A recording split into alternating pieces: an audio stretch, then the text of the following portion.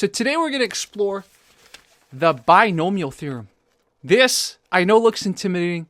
I promise you, I will explain it to you. Look how detailed I am. You're never going to figure this equation because before I made this, even I was intimidated by this equation. But I promise you guys, we're going to start from the beginning. We're going to start from some first principles, and we will explain the binomial theorem. All right, guys, let's go. So for those of you who are watching this video, I challenge you to do this yourself. Many of you have heard of FOIL, and there's other ways to do this. For example, you could do this vertically.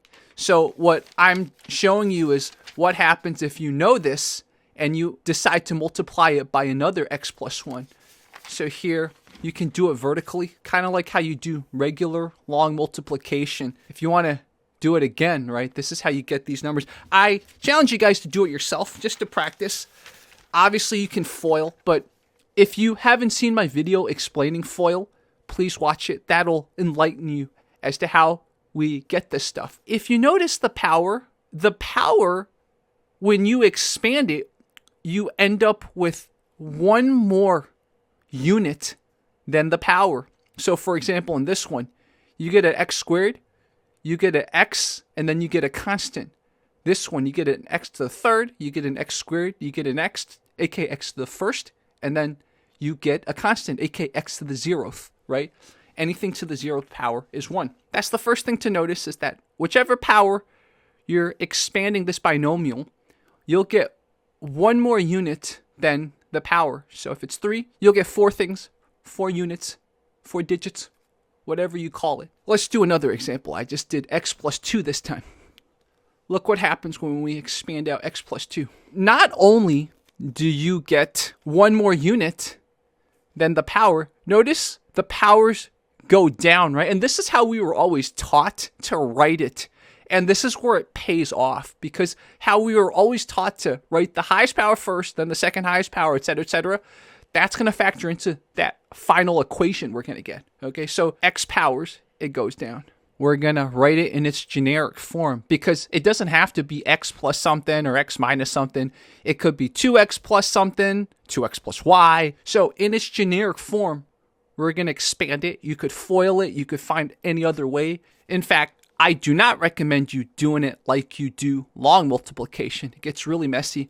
I recommend you expand it like you would do the distributive property. Again, FOILing is just the distributive property plus the commutative property. If you don't know what I'm talking about, make sure to watch my video summarizing what FOIL is. But so we're going to just expand out as we raise the powers. The power of the A starts going down. But what else do you notice? Notice the power of the B as you write the power of the A in descending form. The power of the B starts going up sequentially. So there's a downward sequentially thing going on and an upward sequentially thing going on. And remember, guys, anything to the 0th power is 1, right? So technically here, we could write this as b to the 0th, right? So this is b to the first. This could be b to the 0th. Same with here. Here, we could write this as a to the 0. Well, you can see by the first and the last digit, so to speak, or the element, is that it's the highest power, aka this, of the A, and then here it's the highest power of the B. The B is at the 0th, and the A is at the 0th. So it's like going like this, if you can imagine. Sequentially, the powers are increasing and decreasing. Another thing to notice pattern-wise is the coefficients. Notice the coefficient is always 1, and the coefficient is always 1 on the highest power of the A or the highest power of the B. See that? The coefficient's always 1. The coefficients are not always 1 in the middle. So we're seeing more patterns. I guarantee you, if you can see these patterns, that equation's going to start making sense. So now, let's think about the middle coefficients. I'm going to write them down and get rid of the A's and the B's. And you're going to see something really cool. So this is the 0th power. This is taking a binomial to the first power, second power, third power, fourth power, etc. So this is called Pascal's triangle. The reason it's called the Pascal's triangle is because the sum of the two terms above equal to this term. That's why it's a triangle, right? Notice the triangle. So the sum of this and this equals this. The sum of this and this equals this. You can extrapolate the sum of this and this equals this coefficient if we were to go to the fifth power. So this is called Pascal's triangle. The sum of the top two corners of the triangle equal the bottom corner of the triangle. And this is an easy way to find the coefficients. If you ever get lost, you forgot the formula that we're going to explore, you could hard derive it this way. So this is something we're going to bring from geometry. Do you guys remember combinations? So they're often written something like this. Often it's called this number choose this number. So you have a total number of things and you choose to put it into certain groups. And in combinations, the order doesn't matter. So you take out the repetitions. So some of you who have taken statistics will remember this, but you first learned about this in geometry in the US education system. I would suggest you review this. This is the generic formula. Again, I will do a separate video on combinations and permutations. It confuses a lot of people, but you have to understand combinations to understand this formula. So definitely look that up, review that, ask your teacher. Combinations are very important because that Pascal's triangle that we just had about the coefficients, you can list it as a combination sequence. And very quickly, you're going to see something really beautiful, which is, notice the value of the choose, right? So 4 choose 0, 4 choose 1, it goes up sequentially. So there's a sequential progression to the coefficients. So I just summarized. The coefficients have a sequential pattern based on combinations, and the two variables' powers have a sequential pattern. The A goes down by 1, the B's go up by 1. And I'm going to put these next to each other. What else do you notice about the relationship between the coefficient and the A's and the B's? Well, it turns out one of the values of the combination that determines the coefficient goes up the same sequential order as the B. So I just wrote something really quickly down. This 0 and this B, see? So these two values, so if you're modeling something, for example, modeling how to expand out a polynomial, these two can be represented by the same variable. We're going to get to that soon. The last piece of our puzzle is something called inclusive counting. This is also something you learn in geometry. If I had a sequential number of items, how can I count both ends? So for example, if I had 1, 2, 3, it's 3 values. But if I did 3 minus 1, I would only get 2. If I had 0, 1, 2, and I did 2 minus 0, it would also only get us 2, not 3. So when you do inclusive counting of a sequential order of numbers, you have to do the last number, the biggest number, minus the first number, plus 1. That gets both sides. Why is this important? Whatever a power is, we have one extra unit, a constant. What that means is, if we started at 0 and went to the index of the power, we'd get every single item. So item 0, item 1, item 2. That's 3 items, but that is the number of powers. So that's 2 minus 0 plus 1. That's 3 items. So because we have one more item than the number in our power, so here, for example, this is a 4, but we have 5 items because there's a constant.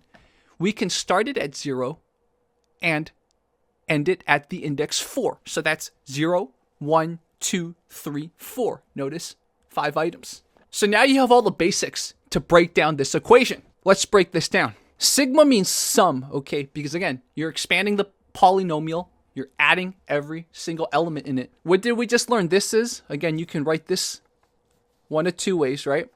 This is just a combination. The combination involves the power, and it involves whatever index you're at. So for example, if we're at the index 0, aka the initial, let's say we did it to the 5th power, okay? That's 5 choose 0.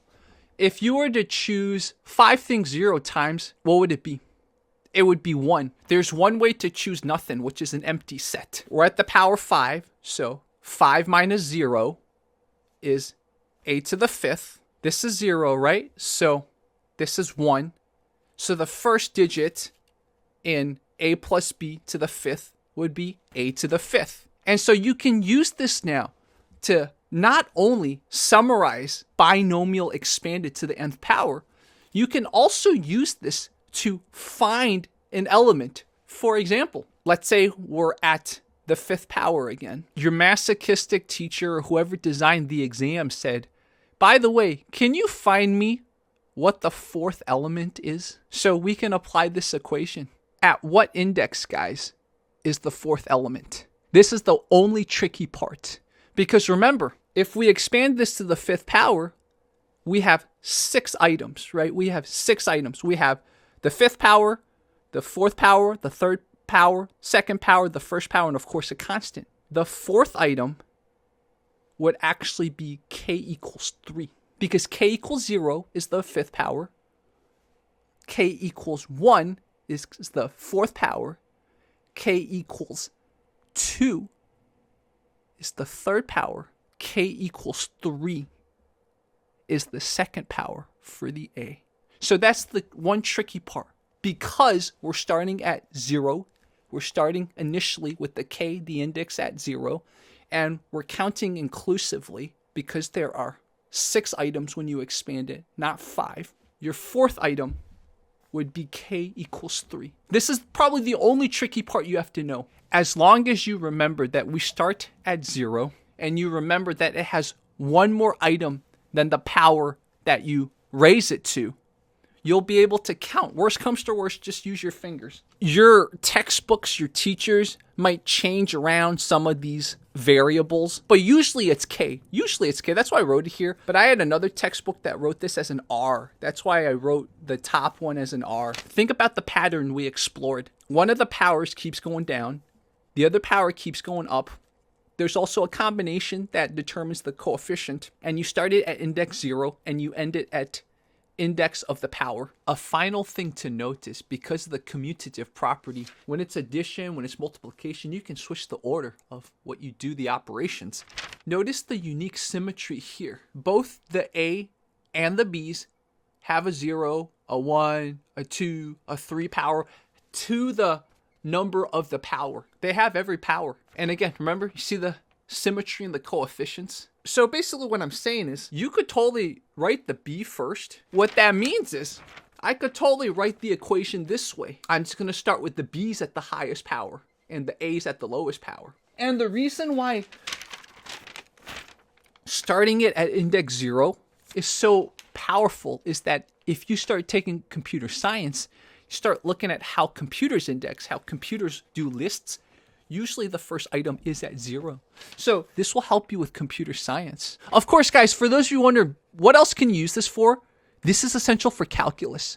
In calculus, you're going to derive all this stuff from certain things like this. Whenever you're learning things, beyond asking why, ask a so what too.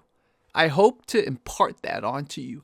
I'm speaking for myself too. So especially if you're a younger person watching this, ask your teachers, ask your professors why. If you can't find the answer, go online, ask why. Ask generative AI.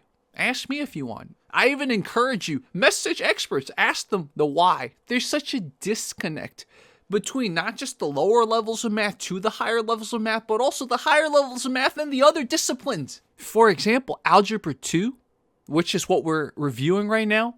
Algebra 2 is basically your Physics 101. But when I took Algebra 2, was that emphasized? No, but I remember when I took physics, I was like, wait a minute. Some of this reminds me of Algebra 2. So I'm going very deep in this last little section. But we have to think about how to synthesize. I encourage all of you, no matter what age, think synthesis as soon as possible, as quick as possible. Dig deep and dig broad together. And I guess I'll give a shout out to the HCI program at University of Maryland. I think HCI is one of those fields, so much potential, because you're trying to synthesize from so many disciplines. Ask the why. Ask the so what. And then I think our society is going to become more STEM competent. I truly believe that. All right, guys. Thank you so much. Shout out UMD HCIM.